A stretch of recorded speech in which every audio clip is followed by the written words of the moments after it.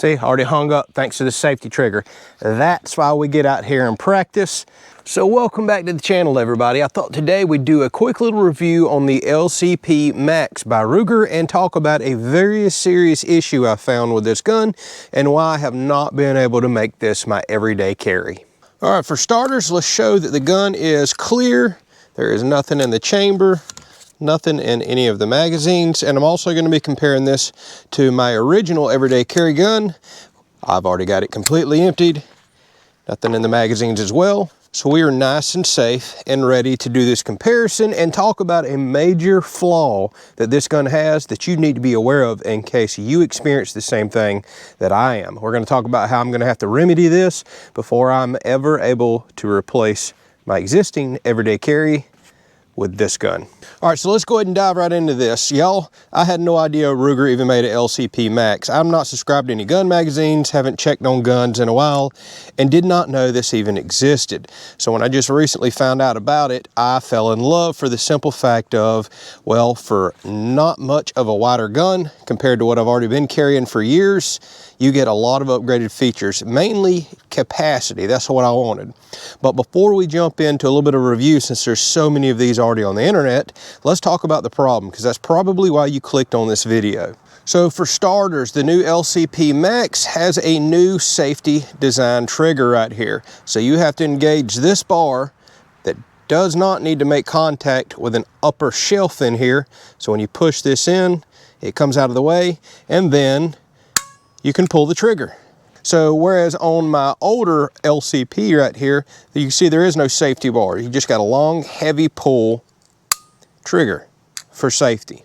So I just got this gun and I was excited to do some ammo testing to make sure everything cycled fine and start carrying this for my everyday carry until I tried to dry fire this and discovered I had a problem immediately. So here is the issue, y'all. This bar, again, has to be fully engaged, and if you're a pad shooter like this, that's not going to be a problem. You can see I am engaging it and it's working as intended. Well, here's where the major problem comes in. What if you shove your finger all the way in and you see this groove of my fat finger right here? If the bar falls in that groove, I have found that this trigger will not activate. That is a serious design flaw and problem for me on something that I need to have for self-defense. And I can make it happen quite easy. So, all right, it was just caught up right there. Let me show you this. Oh, there it is. See? Can't pull the trigger no matter how hard I try. The bar did not fully engage and we're hung up. So if I do pad my finger, we can shoot no problem. If I shove my finger on in, look, already can't pull the trigger right there. I can't activate the safety because that is falling right in that groove of my finger. And I am trying to activate the trigger before the safety has an opportunity to get out of the way. All right, now listen, if this was not a self-defense gun, this was some sort of target gun, which it absolutely is not, that wouldn't bother me that much. When you're target practicing, you've got time to put the pad of your finger on and shoot correctly. But in a self-defense situation where I need to quickly draw this, adrenaline's going and I'm shoving my finger in there, look, I just did it right there. It wouldn't let me pull the trigger until I let off. In a self-defense situation, I can't have a trigger that is not going to actuate properly, because chances are I'm going to shove my finger all the way in there. When somebody's got me in a situation to where I have to draw this weapon, I don't have time to sit here and think about, all right, put the pad of your finger on there, make sure you activate the little safety bar right here in the trigger, and then pull through. Absolutely not going to happen. In the spur of the moment with adrenaline pumping, you're going to do whatever you got to do to get this gun out, and you don't care about where your finger is or any of that. The fact that this keeps, watch, the fact that this keeps hanging up on, there it is. See? Oh, hung up again. That's not going to work at all, especially for a self-defense carry gun. So I can't trust this. So I've got a couple of options. Send this back to Ruger and explain what's going on, see if they can work on this, or what's probably going to be a quicker turnaround and easy for me, go to a certified gunsmith. And I'm thinking we're going to take their opinion. This bar up in here, shaved some of the top right off because it's making too much contact with the shelf in there. It's working kind of as designed, but you're having to push it way too far out of the way. Now, some of you may say, just remove the bar altogether. You got such a heavy trigger pull here, that'd be okay, but I don't want to modify a gun like that from factory specs. I'm not recommending nobody do that. The proper thing to do is send it back to Ruger, again, or a certified gunsmith that knows what they're doing. I bet they can do something with that safety bar to make sure this actuates better.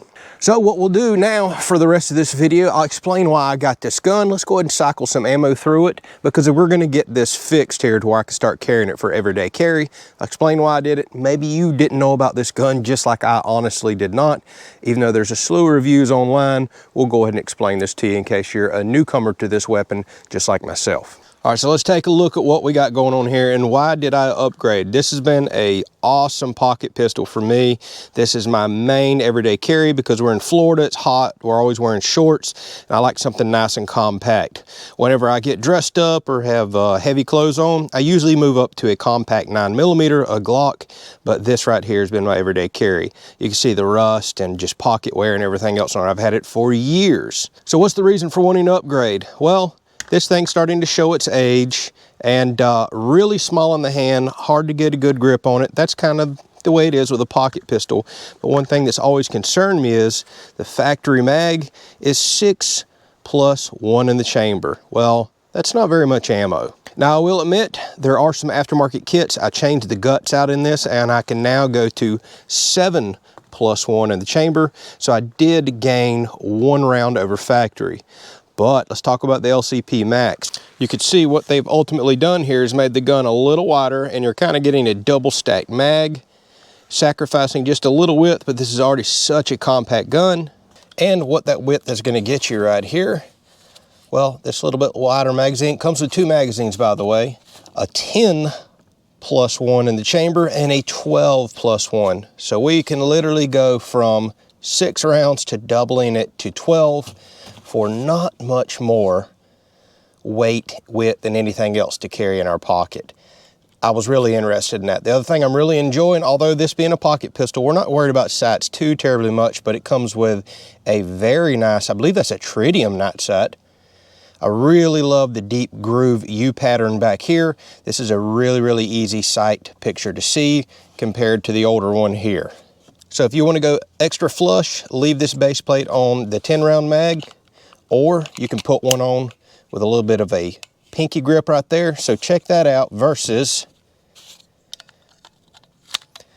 my older one. You can see I can barely get 2 fingers on this one, 3 fingers on here, or if you're really wanting some extra firepower, put the 12+1 in here. Now I've got 13 rounds in a super compact package right here. Plus, we're getting 2 mags and base plates as well. A heck of a lot more of an upgrade over the original LCPs, LCP2s, and other models that were out. So the other big reason I jumped on this, Academy Sports, y'all. I don't know that they're on sale anymore, but I jumped online and they had these for $100 off online, and you could order it right into the store. I paid $2.99 for this with the mags and everything else as you see it. And it was shipped to the store in 3 days. Go in, do your background check, and have a pickup. That is a killer deal for this particular gun with those 2 magazines and all the upgrades that I'm looking for here. The only bummer is I can't trust this trigger just yet, but I've been looking for a package that'll give me several more rounds, a little bit more purchase for my hands right here, a little bit of grip right here, because these are pretty snappy with recoil. And I'll admit, although we'll probably never use the sights in a self-defense situation, should we need them, this has so much of a better sight picture than what I previously had. This is going to be an excellent little pocket pistol. It tucks really nice and neat right here, doesn't print at all. Super light, and now again I can have 12+1 right here and something in a sweet little package that's ready to go. I absolutely love these guns. Now, I'm not here to debate if 380 is enough for good stopping power. I would say absolutely go 9mm and up, but I don't think anybody wants to get shot with a 380 or anything any smaller. This will absolutely stop a bad situation. All right, now the very important thing to do anytime you get a new everyday carry pistol right here, something for self-defense. I'm literally betting my life on this working. So after we get the trigger fixed, I need to make for sure the ammo that I like to shoot functions properly in this. When you get into these little compact guns like this with steep feed ramps, you can find problems, especially with hollow point ammo. And because I have 2 different magazines with 2 different capacities, I want to shoot the same ammo through both of these to make for sure there is no jamming issues, no matter which magazine I decide to put in this gun and carry out for the day. So we'll just shoot some old cheap full metal jackets just to kind of break the gun in. And my ammunition of choice, I really like Underwood ammo, pretty high performance stuff, but I shoot the Hornady XTPs in my 380s. And reason being, although it's a hollow point, it's a very low expanding hollow point and tends to penetrate a little deeper. Because 380 is already so underpowered as it is, I prefer something that doesn't have a whole lot of expansion, and test after test on the internet has shown that XTPs are not high expanding. So if you want to take a look here, this is just your typical Hornady XTP that's been around forever. I think it is the perfect choice personally for the 380. But we're not going to debate that too much, because my goodness, is there a huge debate on the internet for that. Again, we want noise, we want something to stop a situation. Just about any weapon will do that in case we ever get in that situation. And I pray I never have to pull this gun out in my life, but I want to be prepared just in case. It's already starting to get pretty tight on this spring. That's a lot of ammo and something so tiny.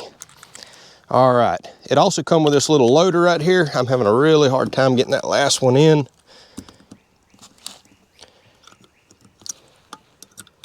I tell you what, it's so tight, I hope it feeds well. I have got that thing packed to capacity. There is exactly 12 rounds in there. Again, that's crazy. To go from 6 rounds in the other one to really not much bigger of a weapon and get 12 rounds, double your capacity. Love it.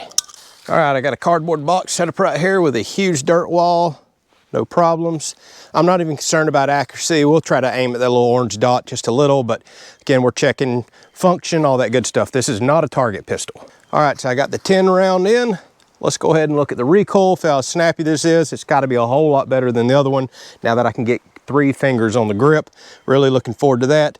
And I guess we will try aiming and see. Typically, I tend to pull a short pistol like this a little low, sometimes to the right. I have no idea how this one will be.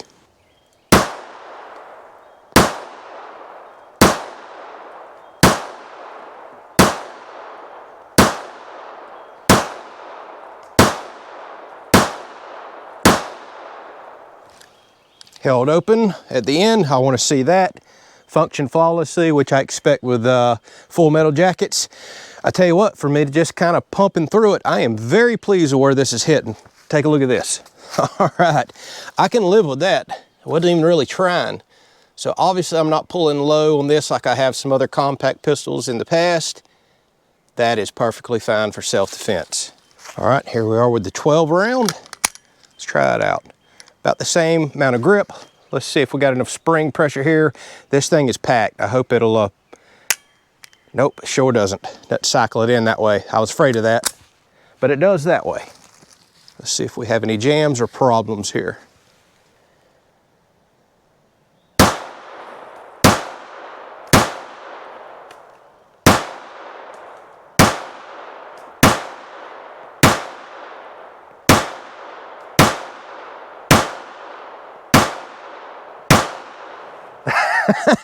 That's a lot of ammo for a compact pistol right there. I feel like I was never gonna run out. So I can definitely feel the snap of it because it's such a lightweight gun. I can feel it right here in between my fingers. We're not gonna be out target practicing with this all day. No jams, held open on the final round, just like I like to see. Let's move over to some self-defense ammo now that we've done shot quite a few rounds through this, and I wanna make for sure there's no issues on either mag with those. All right, if we come back down, yeah, I'm very pleased with that grouping. That front sight is so easy to see. I'm really loving this quick, fast target acquisition with that U-shaped notch rear sight, and the front is very easy to see. Huge improvement over the last one. All right, let's start going through some of this very expensive self-defense ammo, but I bought quite a few boxes because we really need to make for sure this stuff is gonna cycle properly. And Underwood ammo is typically loaded pretty hot. So curious to see how snappy this is gonna be. All right, let's see how snappy this is about to be. Underwood ammo test.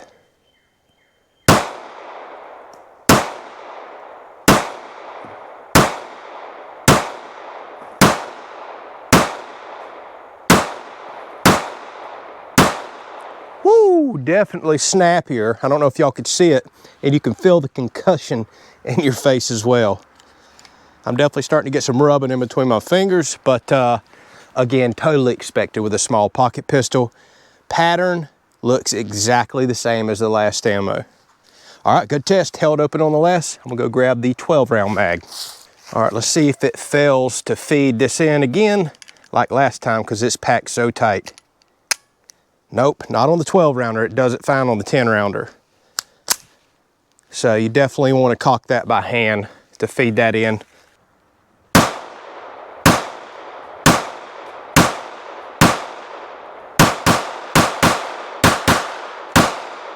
All right, did a little rapid fire there. Got over the target a little bit, but kind of wanted to test that out. Cycled absolutely no problems, held open on the last one. Very pleased. So I was staying in a nice tight pattern, and then when I started rapid firing, a few of these come out, but boy, I could still live with that. All right, so here we are, the max capacity test. I've already got 1 in the chamber and 12 in the mag, and I want to do some rapid fire to make sure we don't have any hang-up issues. That's going to be a most likely self-defense scenario, a bunch of quick rapid fires.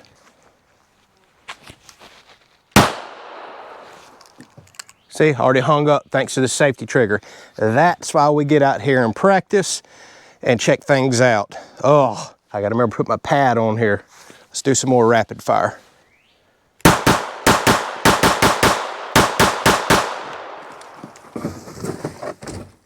Well, we just took a pile of dirt out of the hill and knocked our box down. Rapid fire, no issue. Again, the hang up was this stupid safety that we're gonna be addressing. All right, now I got the 10 round mag in plus 1 in the chamber. We'll just do some more random shooting here.